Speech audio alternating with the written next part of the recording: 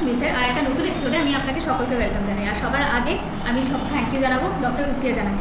Madam আজকে আমাদের সঙ্গে রয়েছেন এবং আপনাদের অনেক রেগুলার বেসিসের কোয়েরিগুলোকে আমাদের কিন্তু সলভ করতে হেল্প করবেন ম্যাম।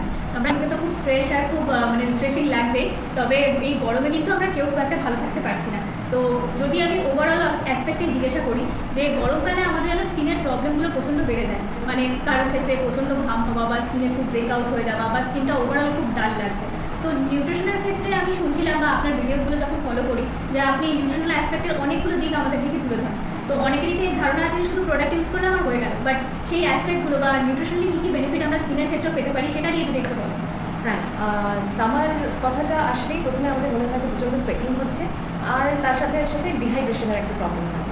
তো এই সোয়েটিং ধর লেবুর জল বা আগের দিন রাত্রেবেলা যদি একটু কিউকাম্বার, লেবু, পুদিনা পাতা এগুলো ভিজিয়ে রাখা যায়, তারপরে সেটা পরের দিন সকালবেলা যদি খাওয়া যায়, সেটা একটা রিফ্রেশিং ড্রিঙ্ক এবং সেটা আমাদের সোয়েটিং কন্ট্রোল করতে সাহায্য করে। তার সাথে সাথে আমাদের শুধু তো স্কিনটা শুধু প্রোডাক্টের উপরে তো ডিপেন্ড করছে না, আমাদের বডি থেকে কতটা টক্সিন বেরিয়ে যাচ্ছে সেটাও একটা ইম্পর্টেন্ট বিষয়।